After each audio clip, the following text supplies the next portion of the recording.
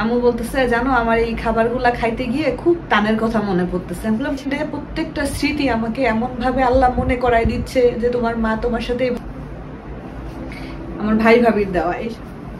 আসসালামু আলাইকুম, কেমন আছেন সবাই? আমরা আছি আল্লাহর রহমতে, আলহামদুলিল্লাহ ভালো আছি। তো আজকে না আমি এই রুমটাতে বসে আপনাদের সাথে কথা বলছি। আমার আম্মু আমার কাছে তো 3 মাস ছিল, পরের 2 মাস আম্মু এই রুমটাতে ঘুমাইতো। প্রথম 1 মাস তা আমাদের বেডরুমে ভাইয়া ভাবিদেরকে দিছিলাম, আর আমাদের যে মাঝখানের রুমটা আছে সে রুমে আমি আর আম্মু ঘুমাইতাম। আর এই রুমটাতে এই রুমটাতে তাবিব আর আপনাদের ভাইয়া ঘুমাইতো। আর আমাদের একটা সোফা কাম বেড আছে, ওইটা আমি ড্রয়িং রুমে বিছাই দিছিলাম, ওইখানে তান আর তোষান ঘুমাইতো। তো 1টা মাস আমি আম্মুর বুকের মধ্যে ঘুমাইছি যখন আম্মু আমার এখানে এসেছিল। পরের 2 মাস আম্মু এই রুমটাতে ঘুমাইতো। তো এই রুমটাতে এখন যখনই ঢুকলেই মনে হয় কি এই রুমটাতে চারিদিকে আম্মু ঘুরে বেড়াচ্ছে, আম্মু এই রুমটাতে শুয়ে আছে, আম্মু এই রুমের এই কোনায় ওই কোনায় হেঁটে বেড়াচ্ছে। এই রুমটাতে এই জায়গায় বসে আম্মুর সাথে করে আমি অনেকগুলো ভিডিও আপনাদের সাথে শেয়ার করেছি, যেগুলো বেশিরভাগই সব হাইড করে রেখেছি। মানে ভিডিওগুলো শুধু আমি দেখতে পাবো আর কেউ দেখতে পাবে না। আমি আপনাদেরকে মানে জানি না কিভাবে বলবো, এগুলো আসলে বিশ্বাস করাও মনে হয় ঠিক না, উচিত না। আমরা অনেক রকমের অনেক কিছুতে বিশ্বাস করি, এগুলো উচিত না। তো আম্মু না আমার বাসায় থাকা অবস্থায় যেই একটা কাপ ছিল, যেই কাপটাতে আম্মু চা খেত, আম্মু চলে যাওয়ার সপ্তাহখানেক আগে ওই কাপটা আমার হাত থেকে পড়ে হঠাৎ করে ভেঙে যায়। তো আমার কখনো কোনো জিনিস ভেঙে গেলে কখনোই আমার ভিতরে কষ্ট লাগে না। আমার কাছে মনে হয় যে জিনিস থাকলে ভাঙবেই, আবার কিনবো কাচের জিনিস। কিন্তু এই কাপটা যখন ভেঙে গেল আমার ভিতরে না খুব কষ্ট লাগতেছিল। আমার মনে হলো হারে আমার মা এই কাপটাতে চা খাইতো, আর চা আমার হাত থেকে পড়ে গিয়ে একদম সিম্পল ভাবে পড়ে গিয়ে কাপটা ভেঙে গেল।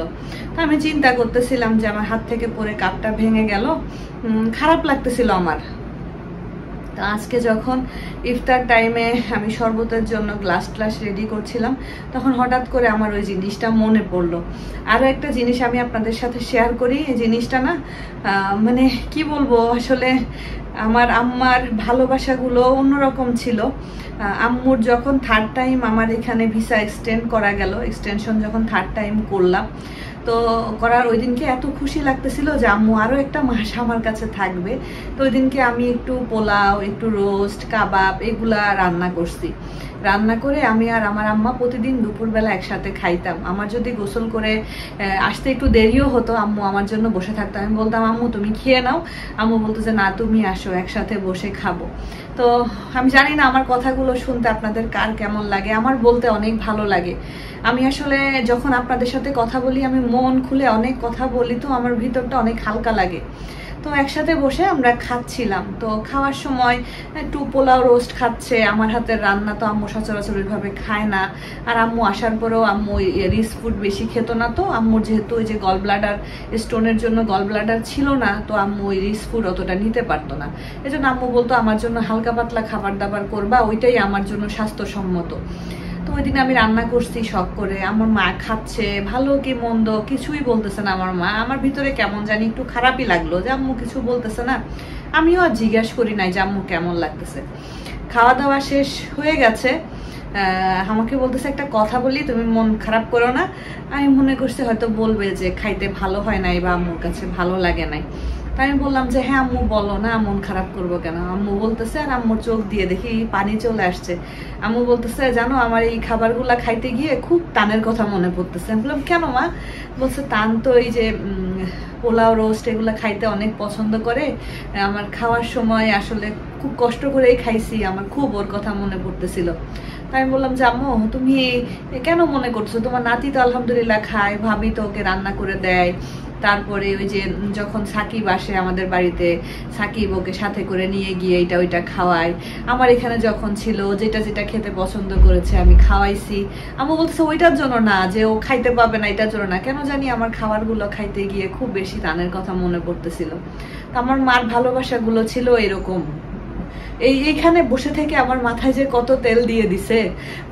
আমি ছোটবেলায় যখন টেনে হিস্টে তেল দিত তখন খুব বিরক্ত লাগতো, ওই একটা ঝুটি করে দিত বা টাইট করে বেনি করে দিত, খুব বিরক্ত হইতাম তখন।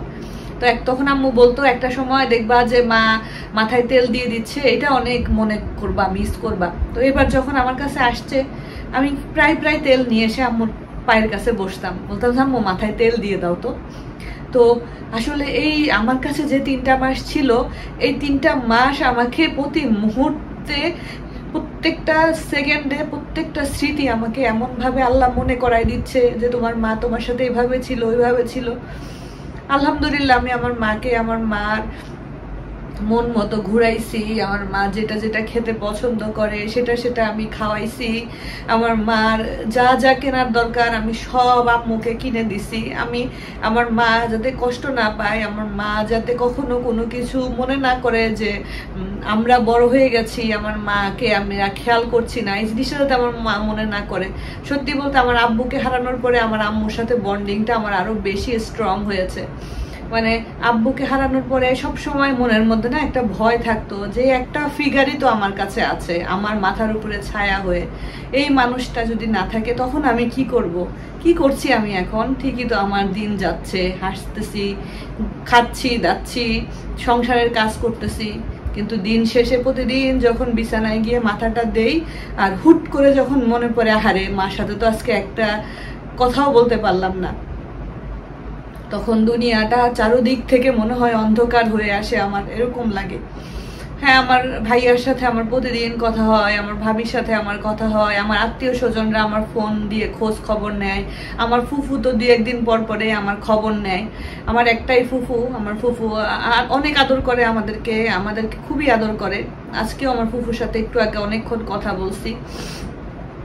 তো মা জিনিসটা মার মতো আসলে দুনিয়াতে আর কিছুই হয় না। আমি আপনাদেরকে আজকে একটা জিনিস দেখাবো। আমি মানে আমার জিনিসটা এত অবাক করা আমার কাছে। আম্মু যখন যায় তখন আম্মুর ওজন অনেক বেশি হয়ে গেছিল, মানে অনেক কেনাকাটা করছিল, সবার জন্য অনেক গিফট কিনছিল, তো ওজন অনেক বেশি হয়ে গেছিল।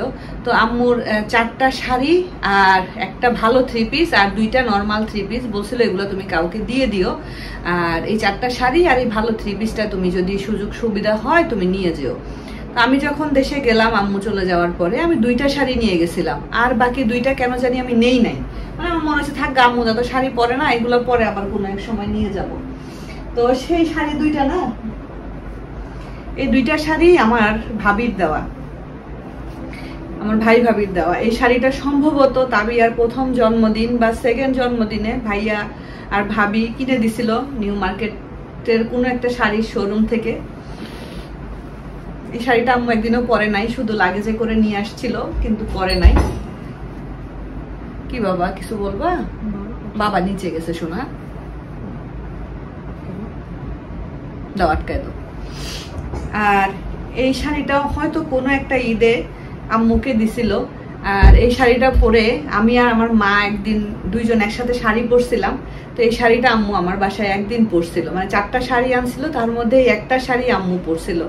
তো সেই শাড়িটাই আমার কাছে আছে। আমার কেন জানি মনে হচ্ছে শাড়িটাতে আমি আমার আম্মার গন্ধ পাচ্ছি, আমার কেন জানি মনে হচ্ছে শাড়িটার সবকিছুতে আমার আম্মুর হাতের ছোঁয়া লেগে আছে। আমার মা এই শাড়িটা পরছিল, পরার পরে তো এই শাড়ি এগুলো তো আর সবসময় ধোয়ার জিনিসটা, রোদের দিয়ে আম্মু সুন্দর করে ভাঁজ করে রেখে দিছিল।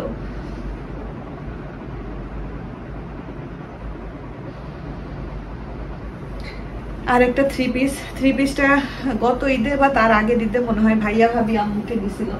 তো 3 পিসটা অনেক কাজ করা, তো আম্মু ইদানিং কাজ করা 3 পিস আর খুব বেশি একটা পরতো না। তো আমাকে বলতো তোমার হবে, আমি বলছি না মা আমার এটা হবে না, কারণ আম্মু তো শুকনা, আমি তার এত শুকনা না। আমি বললাম না মা এটা আমার হবে না। তো বলতো আচ্ছা রেখে দাও, কখনো সময় সুযোগ হলে তোমার যদি ওজন টোজন থাকে নিয়ে যেও। এই 3 পিসটা পরে আম্মু মালয়েশিয়াতে আসছিল আমার এখানে, এই 3 পিসটা পরা অবস্থায় ছিল আম্মু। আমার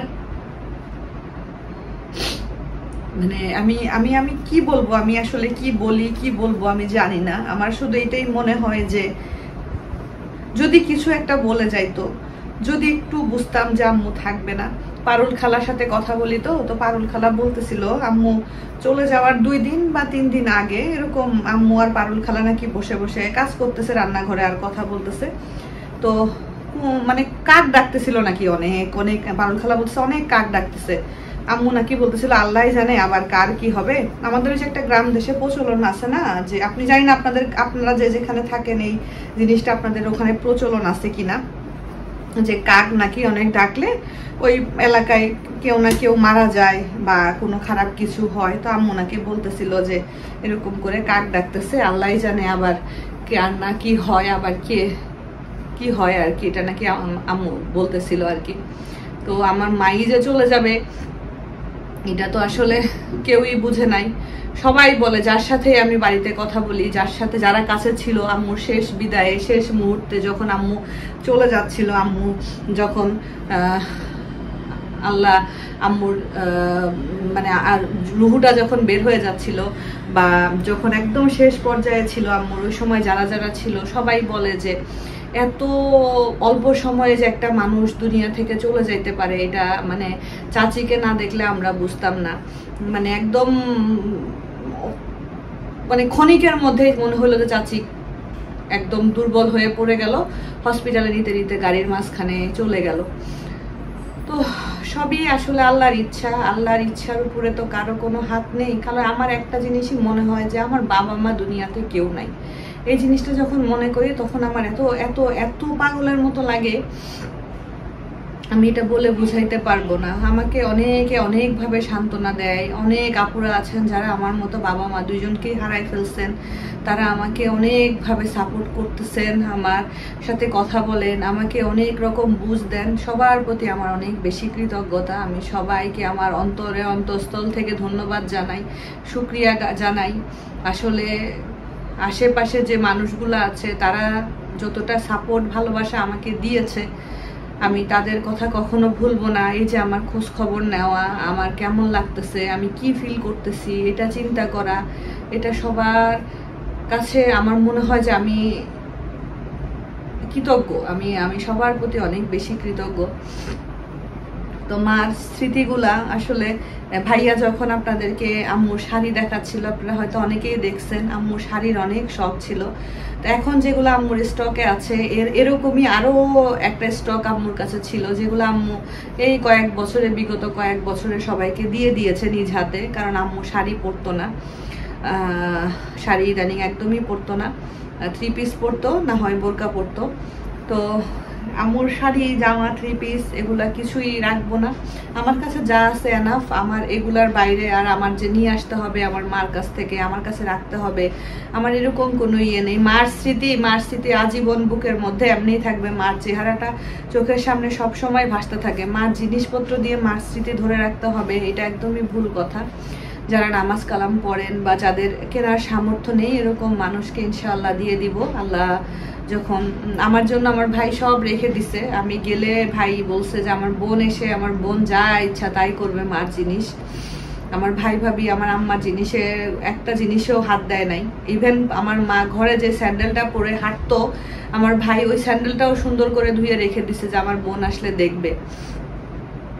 তো ইনশাআল্লাহ দেশে যখন যাব, আল্লাহ যদি নিয়ে যায়, আল্লাহ যদি আমার তৌফিকে দেয়, ইনশাআল্লাহ যখন যাব তখন ইনশাআল্লাহ মার জিনিসপত্র যেগুলো মা ইউজ করতেন, আমার আব্বার কোনো জিনিস তো আমরা রাখি নাই, আমার আব্বার সব জিনিস আমরা দান করে দিয়েছি। মার সব জিনিস আমরা ওইভাবেই দিয়ে দিব ইনশাআল্লাহ। শাড়ি কাপড় 3 পিস কম তো ছিল না, আসলে আমরা দিতাম, ভাইয়া দিত, আম্মু টুকটাক কিনতো, এও গিফট করতো।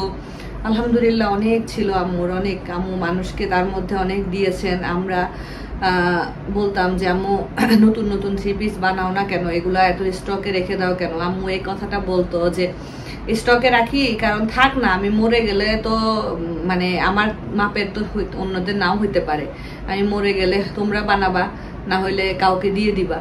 তো এটা আম্মু বলতো। তো আমার মনে হয় এখনো আম্মুর না বানানো অনেক কিছুই আছে। তো ঠিক আছে, আপনারা দোয়া করবেন আমাদের জন্য। সবাই ভালো থাকবেন, সুস্থ থাকবেন। আজকের মতো বিদায় নিচ্ছি। আল্লাহ হাফেজ।